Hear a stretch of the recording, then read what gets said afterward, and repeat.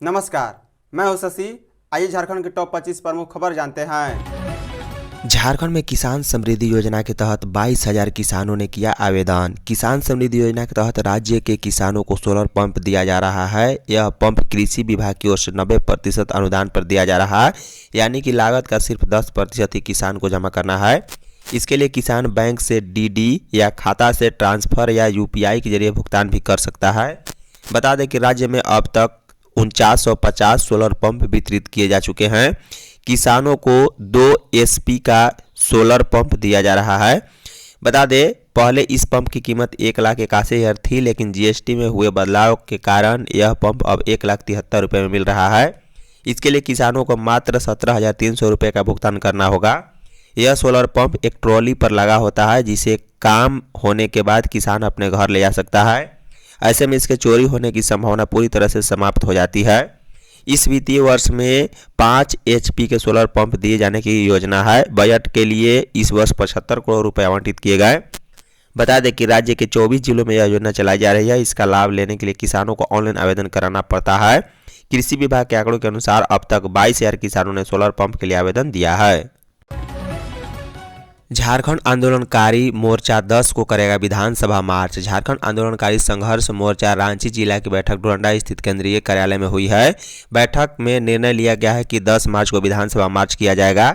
बैठक की अध्यक्षता सुबोध कुमार लकड़ा और संचालन सचिव मनोज लकड़ा ने की है। मौके पर सुबोध कुमार लकड़ा ने बताया है कि मांगों को लेकर 10 मार्च को झारखंड विधानसभा मार्च किया जाएगा। साथ ही इस दौरान धरना और प्रदर्शन भी किया जाएगा। इस अवसर पर दक्षिणी छोटा नागपुर प्रमंडल के अध्यक्ष रोजनील तिर्की, प्रभारी अंथन लकड़ा और जिला संयोजक अमर भेगरा भी उपस्थित थे। झारखंड निकाय चुनाव में भाजपा समर्थित उम्मीदवारों की जीत पर 8 मार्च को सम्मान समारोह। झारखंड में हाल ही में संपन्न नगर निकाय चुनाव में भारतीय जनता पार्टी समर्थित उम्मीदवारों की बड़ी जीत के बाद पार्टी ने नवनिर्वाचित जनप्रतिनिधियों को सम्मानित करने का निर्णय लिया है। यह जानकारी शुक्रवार को पार्टी के प्रदेश उपाध्यक्ष राकेश प्रसाद ने रांची में दी है। राकेश प्रसाद ने बताया है कि आगामी 8 मार्च को रांची के बोडिया रोड स्थित गीतांजलि बैंक्वेट हॉल में एक सम्मान समारोह आयोजित किया जाएगा। कार्यक्रम की अध्यक्षता भाजपा के प्रदेश अध्यक्ष एवं सांसद आदित्य साहू करेंगे। उन्होंने कहा है कि राज्य के सभी 48 नगर निकायों में भाजपा के समर्थन और पार्टी की विचारधारा से जुड़े महापौर, अध्यक्ष तथा पार्षद की बड़ी संख्या में जीतकर आए हैं।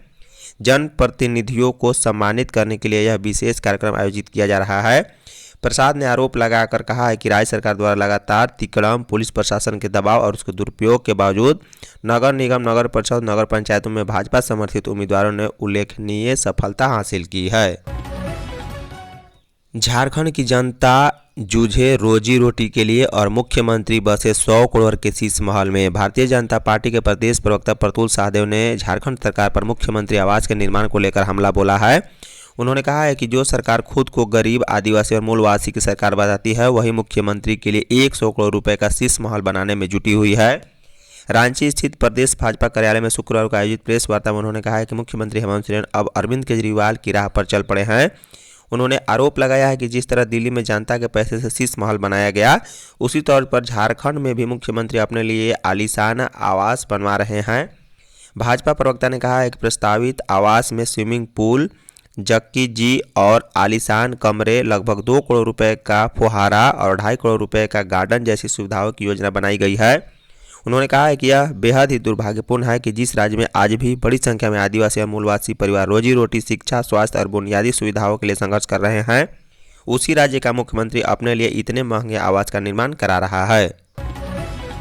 रांची के कांटाटोली में उन्नत आधार सेवा केंद्र का उद्घाटन। रक्षा राज्य मंत्री संजय सेठ ने शुक्रवार को रांची के कांटाटोली स्थित स्टेट प्लाजा में उन्नत आधार सेवा केंद्र का उद्घाटन किया है। इस अवसर पर राज्यसभा सांसद महुआ माझी भी मौजूद रहीं। यह उन्नत आधार सेवा केंद्र रांची और आसपास के क्षेत्रों में आधार सेवाओं की डिलीवरी को सुदृढ़ करने की दिशा में एक महत्वपूर्ण पहल माना जा रहा है। केंद्र को आधुनिक तकनीकी सुविधाओं और बेहतर अवसंरचना के साथ विकसित किया गया है, जिससे आधार नामांकन और अद्यतन सेवाएं अधिक तेज, पारदर्शी और नागरिकों के लिए सुविधाजनक तरीके से उपलब्ध कराई जा सकेगी। अब तक झारखंड में भारतीय विशिष्ट पहचान प्राधिकरण के आधार सेवा केंद्र केवल 3 जिलों रांची, धनबाद और पूर्वी सिंहभूम में ही संचालित हो रहे थे। अब इन्हीं केंद्रों के साथ चरणबद्ध तरीके से नए आधार सेवा केंद्र बोकारो, हजारीबाग, गिरिडीह, देवघर, गोड्डा, दुमका, साहिबगंज, सराय केला, खरसावा, पश्चिमी सिंहभूम, गढ़वा और पलामू में भी स्थापित किए जाएंगे। झारखंड में उमंग दिवस की शुरुआत। राष्ट्रीय किशोर स्वास्थ्य कार्यक्रम और स्कूल स्वास्थ्य एवं कल्याण कार्यक्रम के तहत संयुक्त राष्ट्र अंतर्राष्ट्रीय बाल आपातकालीन कोष के सहयोग से उमंग दिवस का राज्य स्तरीय शुभारंभ शुक्रवार को आयुष्मान आरोग्य मंदिर जमचुआ में किया गया। कार्यक्रम का उद्घाटन राष्ट्रीय स्वास्थ्य मिशन झारखंड के अभियान निदेशक शशि प्रकाश झा ने किया। उमंग दिवस 10 से 19 वर्ष आयु वर्ग के किशोरों के लिए एक मासिक सहभागिता मंच है, जिसका उद्देश्य उन्हें स्वास्थ्य संबंधी सही जानकारी, परामर्श और आवश्यक स्वास्थ्य सेवाओं से जोड़ना है। कार्यक्रम के दौरान अभियान निदेशक शशि प्रकाश झा ने चल रहे सत्र का निरीक्षण किया और वहां उपस्थित किशोरों, सामुदायिक स्वास्थ्य अधिकारी, ANM सहायिका और समुदाय के सदस्यों से बातचीत की। उन्होंने किशोर स्वास्थ्य जागरूकता बढ़ाने और उन्हें स्वास्थ्य सेवाओं से जोड़ने में फ्रंट लाइन स्वास्थ्य कर्मियों की भूमिका की सराहना की है। केंद्रीय सरना समिति ने बाबूलाल से की मुलाकात। केंद्रीय सरना समिति के प्रतिनिधिमंडल ने शुक्रवार को झारखंड के पूर्व मुख्यमंत्री सह विधानसभा में नेता प्रतिपक्ष बाबूलाल मरांडी से उनके आवास पर मुलाकात की। इस दौरान प्रतिनिधिमंडल ने राज्य के विभिन्न ज्वलंत मुद्दों को विधानसभा में प्रमुखता से उठाने का आग्रह किया। यह जानकारी केंद्रीय सरना समिति के महासचिव महादेव टोप्पो ने शुक्रवार को जारी प्रेस विज्ञप्ति के माध्यम से की है। इसी अवसर पर प्रतिनिधिमंडल ने नेता प्रतिपक्ष बाबूलाल मरांडी को सरना अंगवस्त्र और गुलदस्ता भेंट कर सम्मानित किया। बता दें कि मौके पर समिति के प्रतिनिधियों ने उम्मीद जताई है कि वे राज्य के आदिवासी मूलवासी समाज से जुड़े मुद्दों को मजबूती के साथ उठाएंगे। प्रतिनिधिमंडल ने मरांडी के साथ झारखंड में जमीन की लूट, कृषि योग्य जमीन पर जबरन निर्माण करने और खनिज संपदा का दोहन, बिगड़ती कानून व्यवस्था और आदिवासी मूलवासी समाज से जुड़े मुद्दे पर चर्चा की। समिति के सदस्यों ने कहा है कि इन विषयों को सदन में उठाकर आदिवासी मूलवासी समाज के हितों की रक्षा की जानी चाहिए। जल संरक्षण को स्कूलों में बनेगा यंग वाटर ब्रिगेड। जल जीवन मिशन के अगले चरण की नींव रखने के उद्देश्य से स्कूली बच्चों को यंग वाटर ब्रिगेड के रूप में प्रशिक्षित करने की तैयारी है, ताकि वे आने वाले पीढ़ी के लिए जल प्रहरी बन सके। ग्रामीण जल व्यवस्था को सुदृढ़ करने के लिए महिला नेतृत्व और युवा भागीदारी को सुदृढ़ किया जाएगा।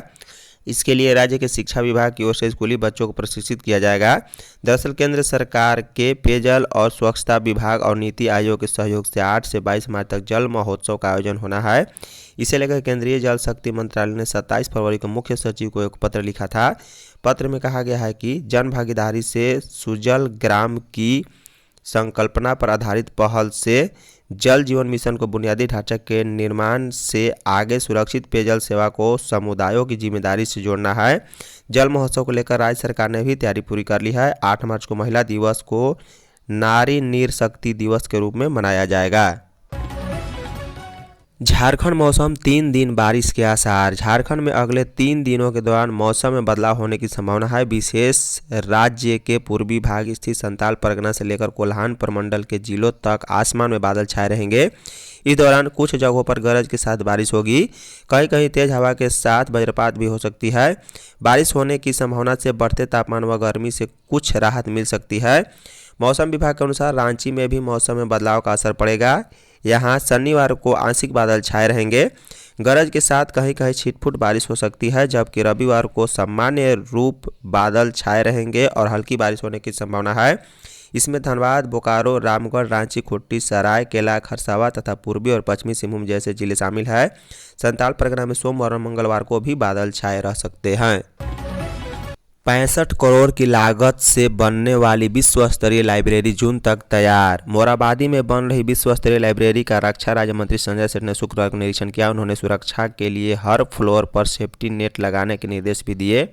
करीब 13,000 वर्ग मीटर में 65 करोड़ की लागत से बन रही 6 मंजिला लाइब्रेरी के जून 2026 तक पूरा होने की उम्मीद है। सेठ ने कहा कि 2020 में रांची को विश्व स्तरीय लाइब्रेरी देने का सपना देखा था, जो अब साकार होने वाला है। प्रधानमंत्री नरेंद्र मोदी विकसित भारत के लक्ष्य को पूरा करने का जो आह्वान देशवासियों से कर रहे हैं, यह लाइब्रेरी उस दिशा में भी सकारात्मक कदम बढ़ाएगी। परियोजना के लिए 35 करोड़ रुपए CCL और 30 करोड़ रुपए कोल इंडिया लिमिटेड ने CSR मद से दिए हैं।